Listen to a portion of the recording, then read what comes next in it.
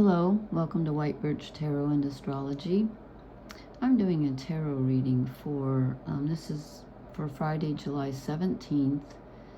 I'm doing it in the wee hours of the morning, but I just noticed that about noon tomorrow Eastern time in the US, the moon and Venus will be exactly together at, I think, 8 degrees of Virgo. And I'm not going to do the astrology tonight, but there's this huge thing happening in a couple days. It gets exact, called a basket. And I just decided I wanted to do a tarot reading without the astrology, just cause. So I just felt like I just felt really channelly today, like I needed to do something, and there was a message for us, and I had an astounding day, but filled with synchronicities. That's been happening so much lately. Anyway, I'm going to start with a quick quote from Maria Popova, and she said, "The present is a feather on loan from the wings of time that only attention makes beautiful and only kindness makes valuable." That's interesting. Okay.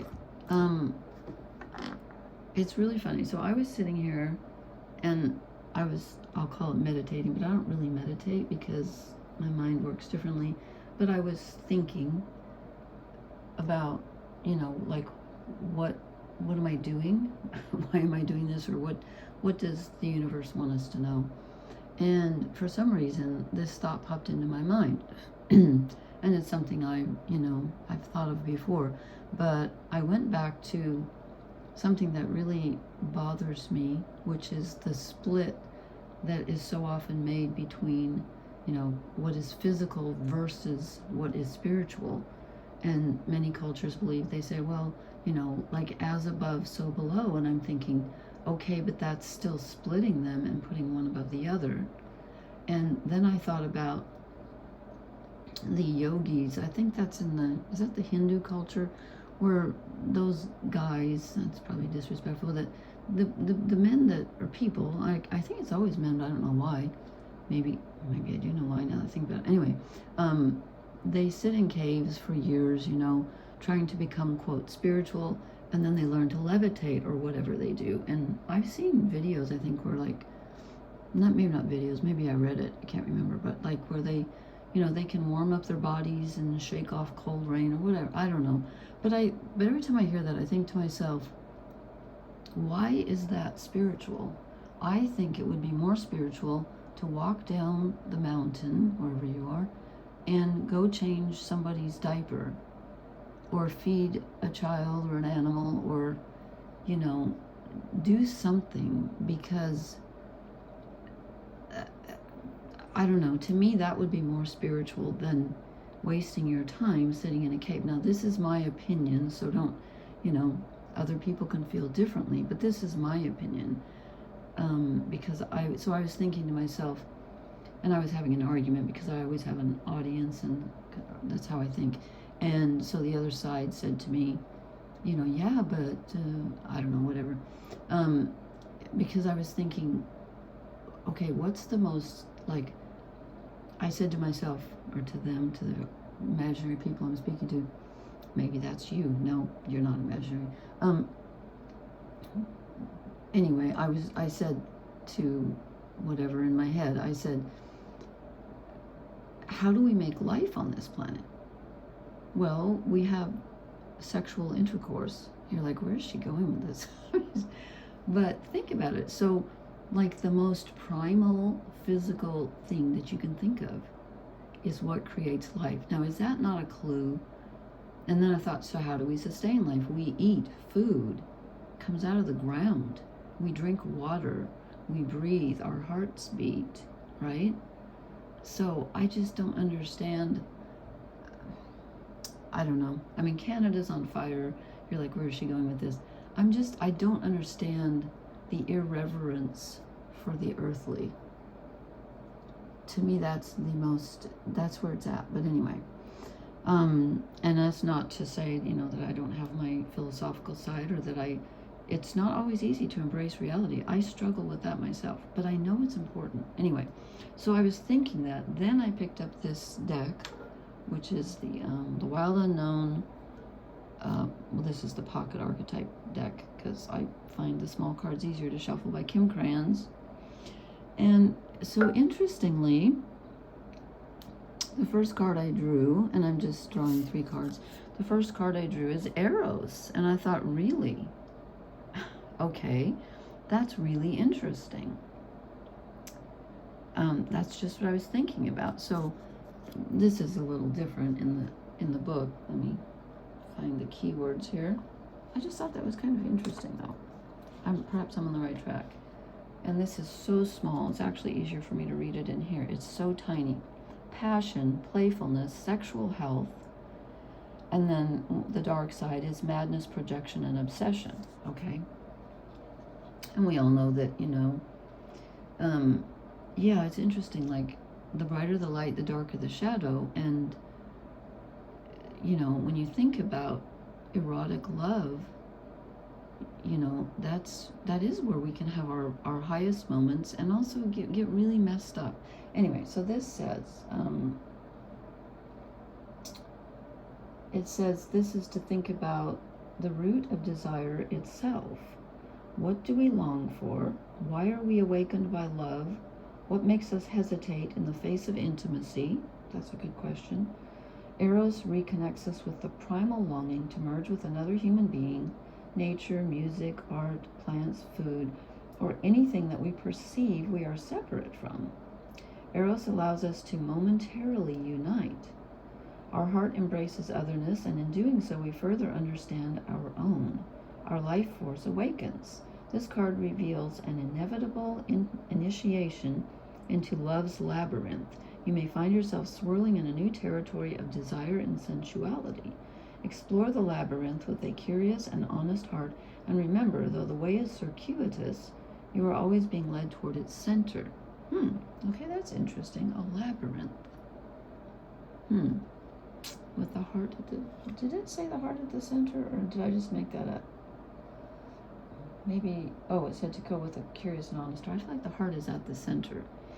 Okay, so we start off with asking ourselves the question, because we have this astounding astrology thing going on, and I might post about it tonight, but I probably do it another night.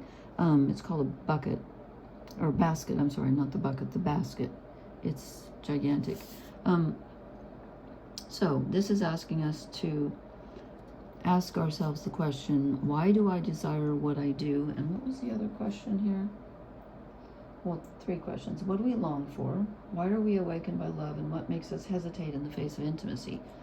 Well, that's a good question. I would say probably lack of self-worth, cultural shame, other things like that. Okay. And then in the middle, interestingly, we get the shaman, which is a good card in the middle because it is a bridge.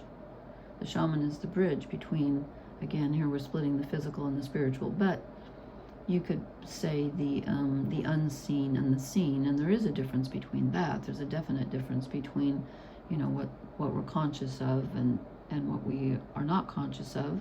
So I'm not saying that there's not a split there, but they're 2 sides of the same coin. Anyway, so interestingly, there's the diamond in the lips of this person, and we have the diamond here, and a pearl, a little gold, whatever. Okay, so the shaman. Now this makes several points here about the shaman. The key words are, and I have to hold it up here because it's so fruitcake and small. Fearless student and practitioner. When it's dark, overpromises, blames, hurts self and others. I'm thinking of like, people who get, and I'm guilty of this myself, I can get kind of fanatical about things that I feel very strongly about, usually because I'm in protector mode, like about animals and the earth and, okay, it says 3 archetypal ingredients constitute the shaman, and all must be present in order to reveal its magic. First, the shaman is activated by long-standing and diligent study, and that's where it says the mentor. So I'm assuming if you're studying, you're not the mentor, you're the student. Second, its orientation is generously and accurately aimed toward the healing of the self the other, and the culture. That's the healer. Okay, that makes sense. Oh, and that's interesting because I just noticed that I said the moon and Venus are conjunct in a few hours, and they're in Virgo, which is the healer. Interesting. Okay. And third, the shaman has a knack for finding doorways to the other world, allowing psychic visions and old magic to leak into this world. That's interesting. Old magic. The unseen. In this way, the shaman is a master who bridges the everyday and the sacred. Now see, there's that split again. I would say the everyday is sacred. That's just me, okay? Revealing potent power needed desperately in our time, yes. Yet where there is power, there is shadow, yes. So the shaman must be vigilant in studying their darkness. Oh yes. This card reminds us that the force of healing is ultimately not our own. We must shape it and share it with the world. That's a good reminder that we are simply a conduit when we are healing. And you know, that's interesting because I'm in a situation now where I want to help someone heal, but I don't want to force. You can't force healing on people. You can try, but it doesn't work. And I'm not sure I don't know. That's a tricky question. Anyway, yeah, we need to realize that when we are in shaman mode, we are supposed to be an open channel. And so I start this out by giving my opinion on things. But I feel like, there's some truth in that. And maybe I'm wrong. Tell me if I'm wrong. I don't know. Maybe that's just my opinion, but I feel so strongly that we're not valuing the earth enough, and clearly we aren't. And we are going to be so sorry. We're already sorry. We end up with the Temple, which is a card I have never drawn in this deck. I don't use this deck enough, and I need to use it more often. So I've never drawn the Temple, but I thought that was interesting. And I was on the phone with a friend tonight with whom I hadn't spoken in probably, I don't know, way too long, 2 years. And I was just talking about her today with someone, 2 Virgos. Anyway, and she called me and she told me she's been meditating in a chapel. She's not religious, but she likes the ambiance there, and I love that too. I haven't been in a chapel for ages, but I too love that. So we get the Temple, interestingly. Reverence for all, life as sanctuary. When it's dark, idolatry, cults, strict spirituality. Sorry, I'm laughing because when I said life as sanctuary, I just got this massive shiver. Instead of thinking of this as a place from which to escape. And what is it with my grammar tonight? I'm like, with whom and from whom and from which to escape? Anyway,